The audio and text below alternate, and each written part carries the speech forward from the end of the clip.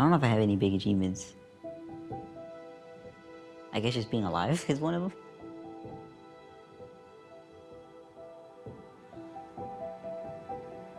Anything can change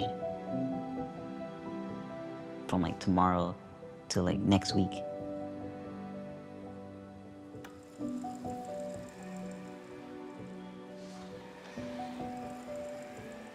When I was younger, when I finally like went to school, I wanted to know what happened during that time when I was born, and I basically got like a simplified version. As I got older, I was able to finally like comprehend my situation, and I feel like I'm the only one that can like do it right. Cuando mi Carlos nació, me operaron y ya me desperté y me fueron a preguntar, ¿qué quieres hacer con tu bebé? Yo le dije, no pueden dejar que mi bebé se muera, quiero que hagan todo lo posible para que él esté bien. Me dijeron, ¿estás segura? ¿Está lista para ir a conocer a tu bebé? Y ya cuando me dieron la vuelta con la cama donde yo estaba, me dijeron, ahí está tu bebé. Le digo, ¿cómo que es mi bebé? Sí, dice, el niño nació malito y es tu hijo. Le digo, no, a mí nunca me dijeron eso.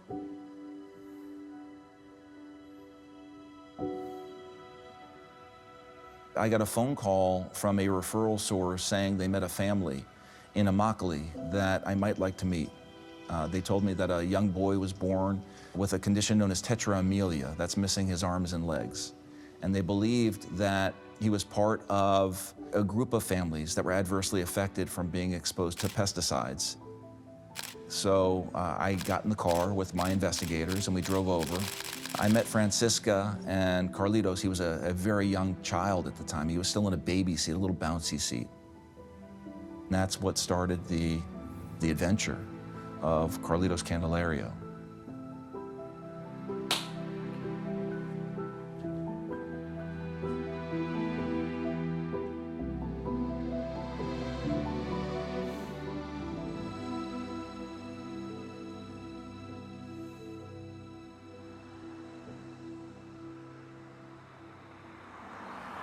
Francisca Herrera was a beautiful young lady who grew up in Mexico in a very rough area. And she, like so many others, was looking to better her life. Cuando venimos para acá era la meta trabajar y regresar a México para tener algo de dinero. Nosotros llegamos aquí en el año 2003. Llegamos en Norte Carolina y empezamos a trabajar con la compañía Egmar. Empezamos a piscar tomate. Fueron muchas veces que estuvimos expuestos a las pesticidas. Creo que todos los días que íbamos en el field. No me acuerdo bien, pero no pasaron mucho tiempo de enterarme de que estaba embarazada de Carlos. El tiempo que estuve embarazada de Carlos, creo que el último día todavía trabajé.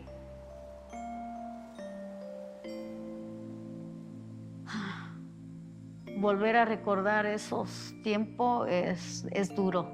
Fue una época muy duro. Aquí, así, mira, como eras. Tu ropa. Y aquí está mira aquí. Me veo muy de las montañas. When I was born, it caught everyone by surprise because the survival rate for my condition is really low.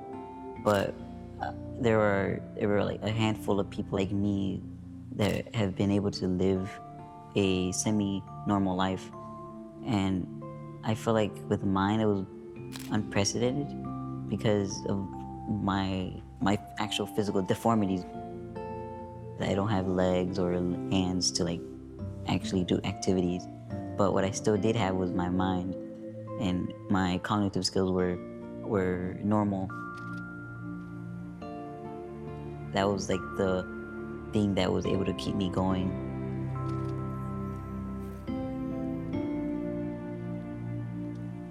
I didn't really understand like everything, every little detail that happened. I was pretty confused. Back then I did have like a lot of conditions, and that kind of did like annoy me a lot because it was like one thing after another. I had like several medical issues all at like once. It took a toll on my mental health. Whenever I try to like comprehend what happened, I always try to like find other people similar to my condition. And it was an instance where this one person didn't know if he wanted to keep on living like this. And I thought to myself, I haven't reached to that point yet. With me, it was a little bit different because my family it cares about me. They try to center everything about me. And I feel like the one thing that separates that from everything else is having a strong supporting family.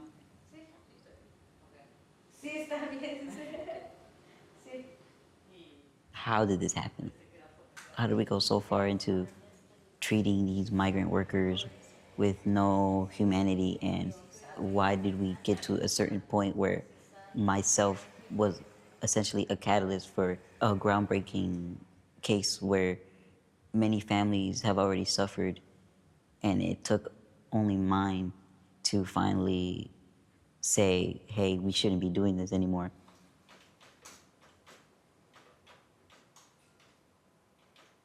En el 2004 recibí una llamada de teléfono de un trabajador social en Immokalee. Él me habló y me dijo, mira John, tenemos un problema aquí, que en las últimas 6 semanas han nacido 3 niños con defectos de nacimiento y todos 6 de los padres, ¿no?, trabajan en el mismo campo cosechando tomates. Tenemos un problema. Para hablar con los trabajadores tuve que esperar hasta la noche porque estaban trabajando durante el día. Entonces yo fui de casita a casita y de trailer a trailer hablando con ellos. Y todos me dijeron, todos eran trabajadores del campo, y me dijeron que ellos a veces tenían que entrar a campos a cosechar cuando las químicas, las pesticidas, todavía estaban mojadas. Eso era peligroso. In the lawsuit we filed on behalf of Carlitos, we determined that they were using at least 18 pesticides to grow these crops, 6 of which we learned were known to be reproductive toxins, known to cause birth defects. And there are rules and regulations when you're going to use these that weren't followed.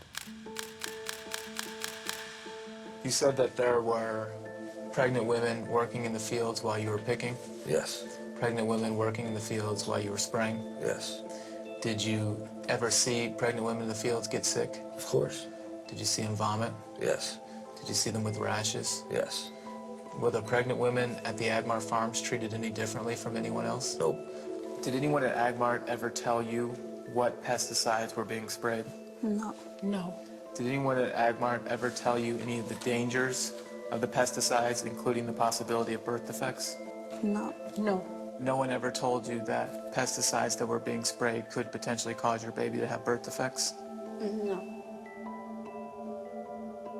There was a whole litany, a list of the negligent acts that Agmart committed as it relates to Carlitos. And this company didn't tell Francisca or any of the other women that were working in the fields. They were not given a choice. Doesn't it make common sense that if you know this stuff is dangerous and you know these women are at risk, that you're going to do something to limit their exposure and provide protection? Now again, we are not the scientists in this. We are working within the labels, and we are following the recommendation to the labels. But, you know, we haven't, it doesn't say on the label, do not allow pregnant women to work in this. even though it has the warning that it might cause problems, but it does not specifically say, do not allow pregnant women to work. So every day, Francisca and the rest of the crew would be taken out to the field without protection. They would work. They would come out covered in pesticides.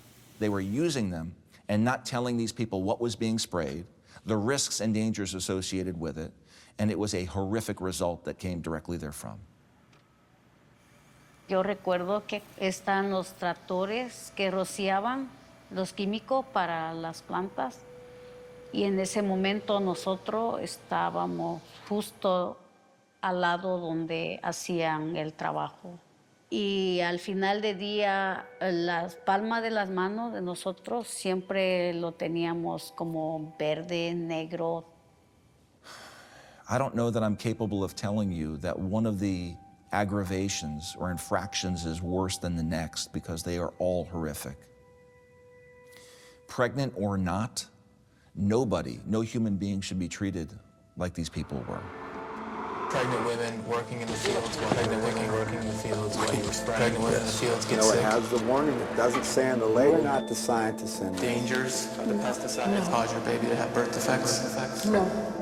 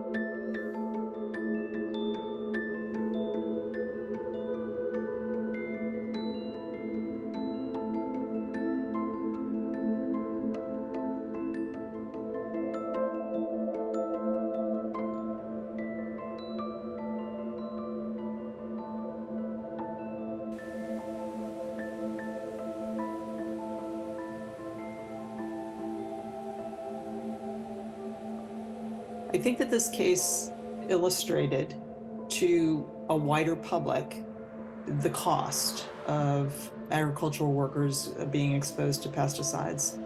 There was already pressure to revise the worker protection standard, which is the standard that's administered by the EPA to protect agricultural workers at the work site. And I think that these cases added some visible awareness of the urgency for those changes to be made.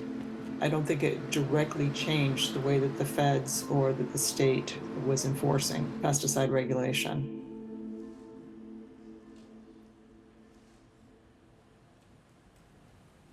I went to prom, and in my senior year, I was able to go to grad bash, and then obviously graduate, and now I'm a full-time college student now at Florida Gulf Coast. For me, being alive is a lot of things. I got to hang out with people that I never thought I could actually hang out with. Or being at places such as a racetrack where like there's 50,000 people around you, like screaming and yelling, and being able to socialize is pretty big to me too.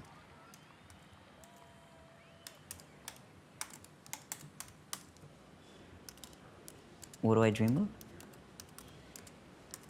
I want to be a journalist. With sports journalism, I feel like you could like travel around the country, or having that opportunity to like do interviews with certain athletes or icons would be pretty awesome for me. I do see myself having a family at some point in my life. I want my story to inspire other families to not only find out that there are people like me who experienced the worst of my disability, but understand that it's not going to turn out bad in the end. I want for them to understand that they're not alone, and I want them to think about their situation and hopefully see others do the same. Que yo deseo, mi deseo algún día es que Carlos tenga alguien que lo quiera de verdad y que lo puede cuidar bien, así como yo lo cuido ahora.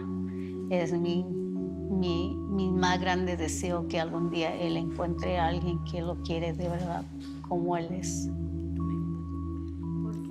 ¿Qué va a ser de él? ¿Qué voy a hacer si algo me llegara a pasar? Que él no puede estar sin que alguien lo ayude. Sí. Es algo muy difícil. Le digo, con el dinero no se puede comprar a alguien que le dé cariño, amor, o que le hace como una mamá, que uno quiere que su hijo esté bien.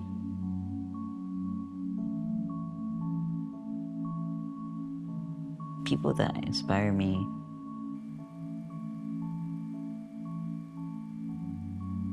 my mom. My mom is like my protector. She tries to help us with anything she can, like homework or life issues that she can relate to. She's been through a lot, obviously, with myself, and she is really the bread to the butter, the centerpiece of the family. So that's my biggest inspiration.